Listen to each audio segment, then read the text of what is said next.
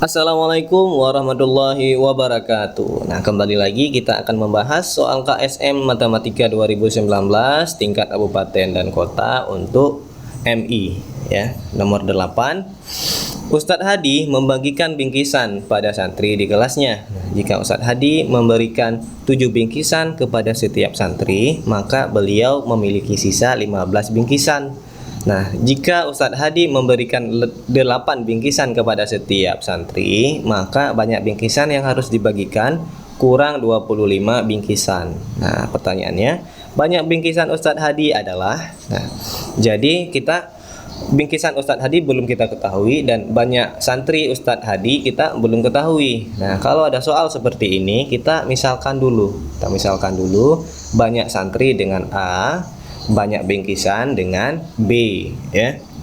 Kemudian ada informasi di soal, ada 2 kejadian ya. Untuk kejadian yang pertama, jika Ustadz Hadi memberikan 7 bingkisan kepada setiap santri, maka beliau memiliki sisa 15 bingkisan. Nah, bisa kita buat ke dalam model matematika. Jadi B sama dengan 7A, ini artinya 7 dikali A ya, 7A tambah 15. Nah, kenapa seperti ini? Karena B adalah banyak bingkisan ya, berarti banyak bingkisan Ustadz Hadi adalah 7A. Kenapa 7A? Karena Ustadz Hadi memberikan 7 bingkisan kepada setiap santri. Jadi setiap santri dapat 7 bingkisan. Nah, jadi kalau seluruh bingkisan Ustadz Hadi adalah 7 dikali banyaknya santri ya, sehingga 7 dikali A ya. Nah, kemudian ada lagi informasi, jika diberikan 7 bingkisan kepada setiap santri, maka beliau memiliki sisa 15. Ternyata masih ada sisa 15. Nah, jadi kita tambah 15 bingkisan ya. 15 bingkisan ini adalah sisa. Kemudian untuk kejadian yang kedua, kita baca dulu.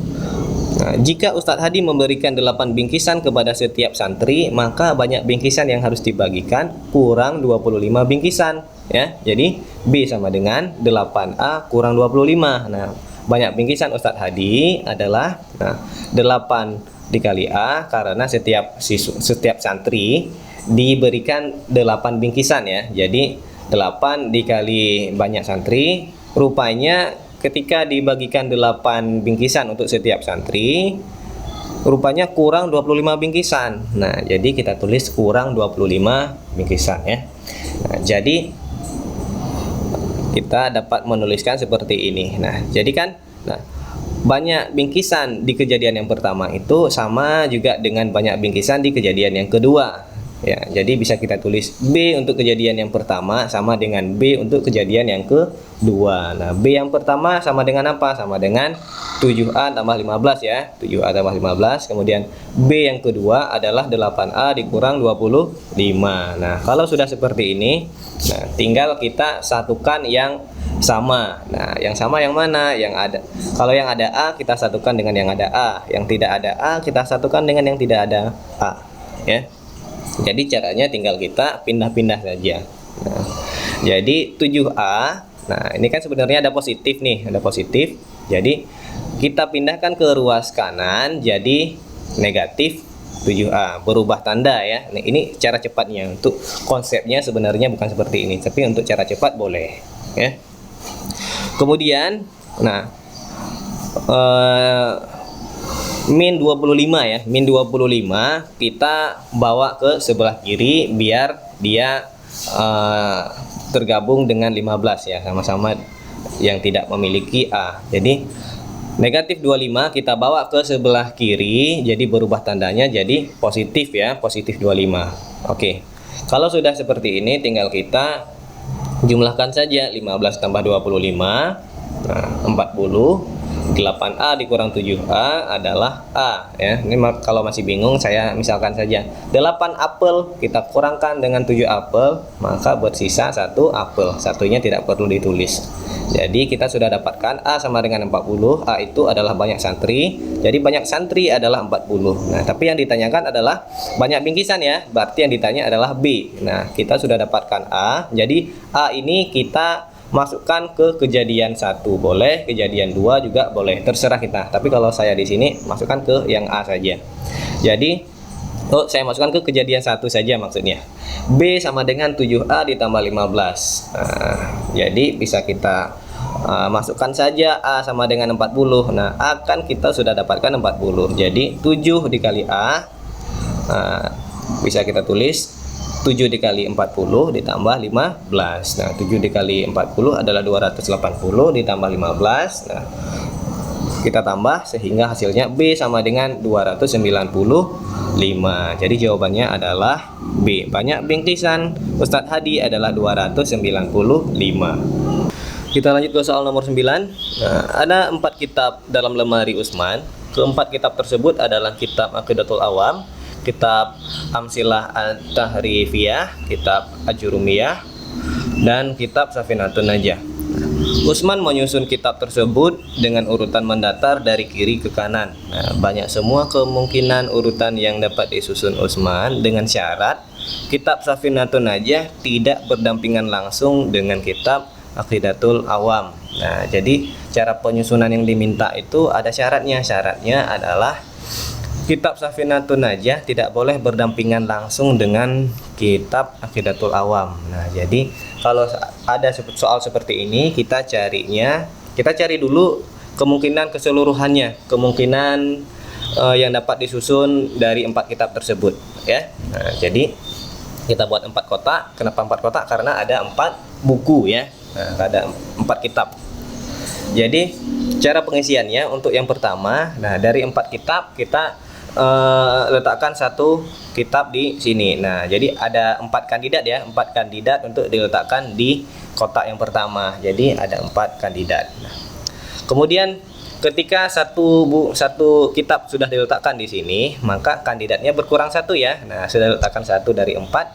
Jadi sisanya adalah 3, ya, 3 kitab. Nah, jadi untuk kotak yang kedua kandidatnya tinggal 3 untuk diletakkan di sini. Nah, jadi kandidatnya adalah 3. Nah, setelah diletakkan di yang pertama, nah jadi sisa kandidatnya jadi 2, ya. 2. Nah, di sini jadi 1. Oke, tinggal dikalikan saja. Nah, 4 dikali 3 dikali 2 dikali 1 sama dengan 24. Kemudian kita cari yang berdampingan. Nah, walaupun di soal syaratnya tidak boleh berdampingan, kita cari yang kebalikan dari sini dulu.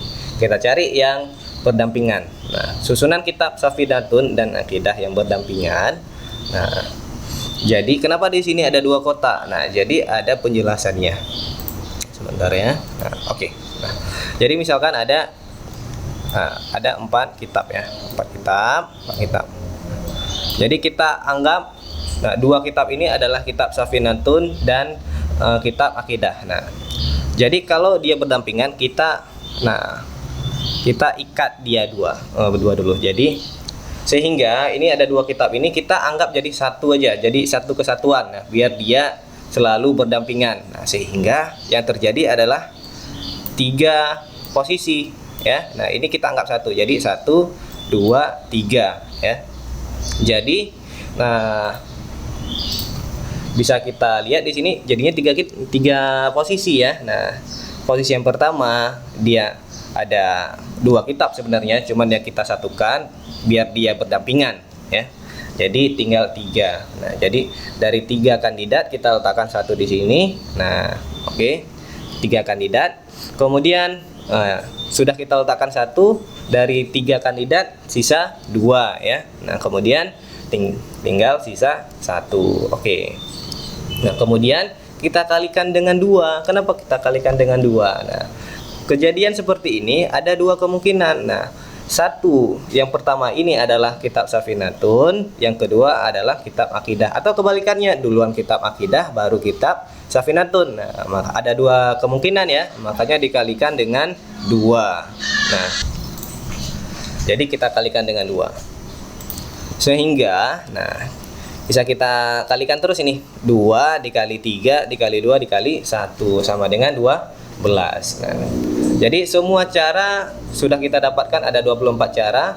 Kemudian susunan yang berdampingan sudah kita dapatkan, ada 12 cara.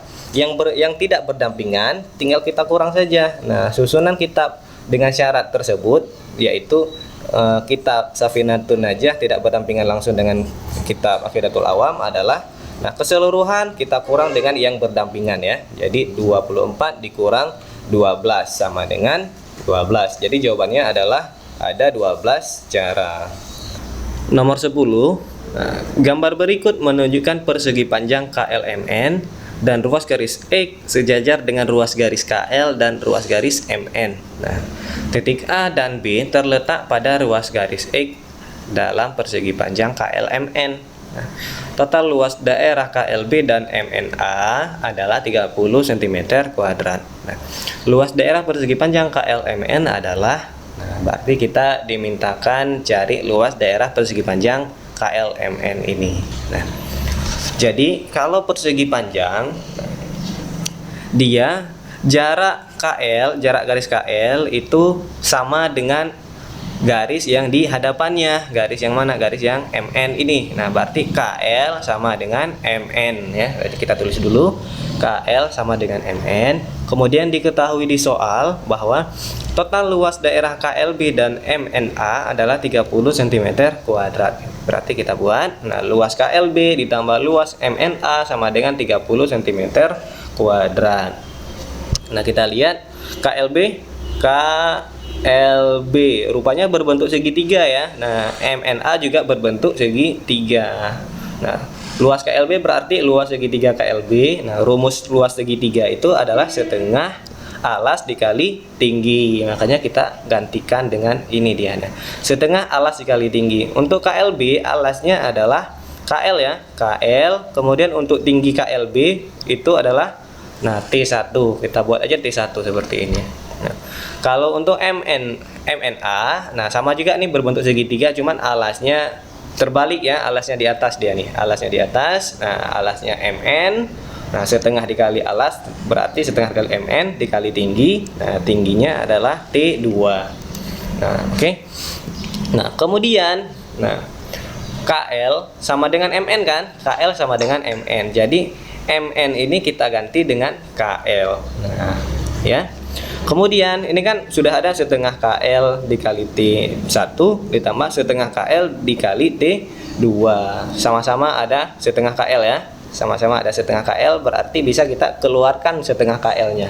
Kita keluarkan setengah KL. Nah, setengah KL dikali T1 tambah T2. Nah, sama dengan 30 cm². Nah, T1 dengan T2 kalau kita lihat, nah, kalau kita jumlahkan T1 tambah T2 itu hasilnya sama dengan ML ya.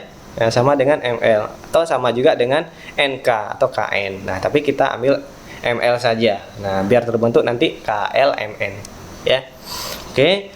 T1 ditambah T2 kita ganti dengan ML. Nah, berarti setengah KL dikali dengan ML sama dengan 30 ya. Sehingga kalau KL dikali ML sama dengan 60. 60 dari mana? 30 dikali 2. Jadi kita langsung ke luas daerah persegi panjang KLMN. Nah, luas KLMN maksudnya ini KLMN ini sebenarnya ya, KLMN. Nah, itu panjang kali lebar kan, luas persegi panjang. Nah, panjang KL dikali ML. Nah, dikali ML lebarnya. Sehingga KL dikali ML. KL dikali ML ini sudah ada jawabannya yaitu 60 cm². Jadi kita tulis saja 60 cm². Jawabannya adalah C, 60. Nah, baiklah, hanya sampai di sini dulu pembahasan kita untuk bagian ini. Nah, kalau belum paham bisa diulang lagi. Nah, kalau sudah paham nanti kita akan bahas lagi di bagian selanjutnya. Baiklah, saya akhiri dulu untuk video kali ini. Assalamualaikum warahmatullahi wabarakatuh.